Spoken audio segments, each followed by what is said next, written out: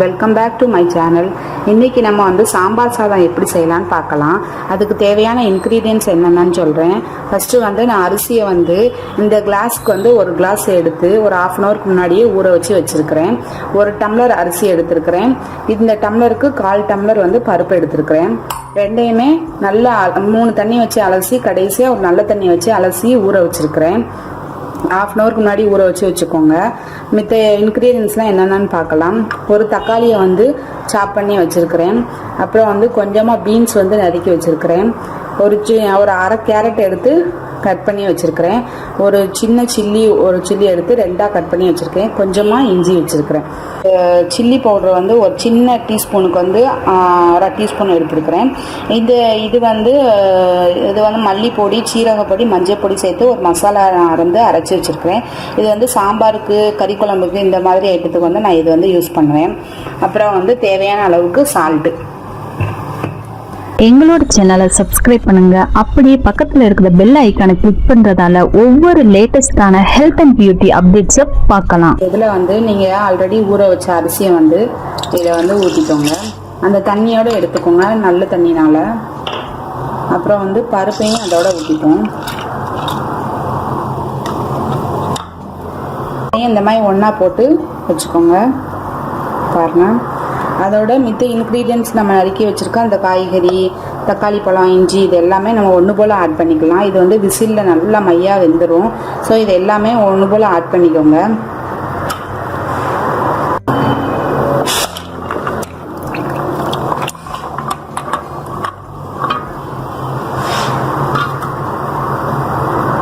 இந்த மாதிரி ஆட் பண்ணிக்கோங்க.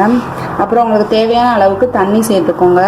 நான் வந்து அரிசி வந்து 1 டம்ளர் எடுத்து 1 டம்ளர் தண்ணி வச்சு ஊற வச்சுருந்தேன்.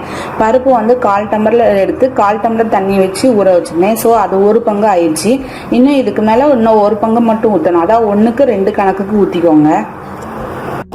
பாருங்கள், நான் 1 டம்ளர் தண்ணி ஊற்றிட்டேன். இதோட 2 டம்ளர் ஆகிட்டு இன்னும் கொஞ்சம் 1/4 டம்ளர் பருப்புக்கும் அரிசிக்கும் தேவையான தண்ணி வந்து வச்சுட்டேன் நான். இதில் வந்து இந்த மசாலாவையும் சேர்த்து ஆட் பண்ணிக்கோங்க. நம்ம எடுத்து வச்ச மசாலாவை அது கூட தேவையான அளவுக்கு சால்ட்டு வந்து ஆட் பண்ணிக்கோங்க. எல்லாத்தையும் கலந்து விட்டுட்டு லைட்டாக சால்ட்டை வந்து செக் பண்ணிக்கோங்க. அதுக்கப்புறம் விசில் வைக்கலாம். இப்போ வந்து நம்ம ஸ்டவ்வை வந்து ஆன் பண்ணிக்கலாம். அதை குக்கர் தூக்கி வச்சுருங்க. வச்சுட்டு அதாவது 3 விசில் வச்சு இறக்கிட்டாலும் சோறு வந்து வெந்துடும். இல்லை 1 விசில் மட்டும் வச்சு ஒரு 5 மினிட்ஸ் வந்து சிம்லேயே வச்சுட்டிங்கன்னா நல்லா அழகாக வெந்துடும். அதுக்கப்புறம் நம்ம எடுத்து பார்க்கலாம். இப்போ வந்து நம்ம குக்கர் வெயிட்டு போட்டுப்போம். நான் வந்து குக்கரோடைய மூடி போட்டு வெயிட் போட்டு வச்சுருக்கேன். சால்ட்டு செக் பண்ணிட்டேன், எல்லாம் கரெக்டாக இருக்குது.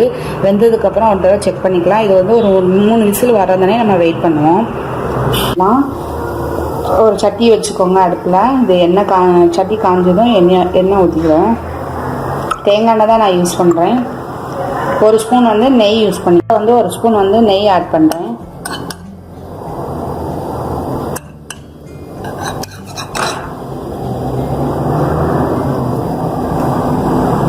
இந்த இது காஞ்சதும் கடுகு, உளுத்தம்பருப்பு, சீரகம் ஆட் பண்ணிப்போம்.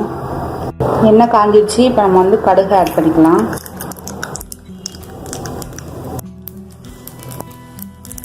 ரெண்டு உளுத்தம்பருப்பு ஆட் பண்ணிக்கலாம். அப்புறம் 2 சீரகம் ஆட் பண்ணிக்கலாம். ஒரு காஞ்ச மிளகாய் 1 ஆட் பண்ணிக்கோங்க. கடைசியாக வந்து கருவேப்பிலை பொடியை வந்து ஆட் பண்ணிக்கலாம். என்கிட்ட வந்து கருவேப்பிலை வந்து பொடியாக தான் இருக்குது. ஸோ அதனால் நான் கருவேப்பிலை பொடியை ஆட் பண்ணிக்கிட்டேன். இதையும் மிக்ஸ் பண்ணிக்கிடலாம். அவங்க ரெடி ஆயிடுச்சு. இது வந்து நீங்கள் வந்து குழந்தைங்களுக்கு லஞ்ச் பாக்ஸில் கொடுத்து விடலாம். காலையில் நீங்கள் லேட்டாக எழுந்திரிச்சிங்க, எதுவும் செய்ய முடியலை, என்ன செய்யலாம் திங்க் பண்ணும்போது சட்டுன்னு இந்த மாதிரி சாம்பார் சாதம் செஞ்சு கொடுங்க. 10 மினிட்ஸில் வந்து இதை வந்து செஞ்சிடலாங்க. நல்ல சூப்பரான ரெசிபிங்க. சாப்பிட்றதுக்கும் டேஸ்ட்டாக இருக்கும். குழந்தைங்களும் விரும்பி சாப்பிடுவாங்க. என்னோட வீடியோ பார்த்ததுக்கு ரொம்ப ரொம்ப தேங்க்ஸ் ஃப்ரெண்ட்ஸ். இந்த வீடியோவில் ஏதாவது டவுட் இருந்தால் கீழே இருக்கிற கமெண்ட் பாக்ஸுக்கு டெக்ஸ்ட் பண்ணுங்க. நான் உங்களுக்கு ரிப்ளை பண்ணுறேன். இதுவரைக்கும் நீங்கள் இந்த சேனலை சப்ஸ்கிரைப் பண்ணலனா இப்போ சப்ஸ்கிரைப் பண்ணுங்க. அடுத்த யூஸ்ஃபுல் வீடியோவோட நான் உங்களை சந்திக்கிறேன். until then bye bye friends.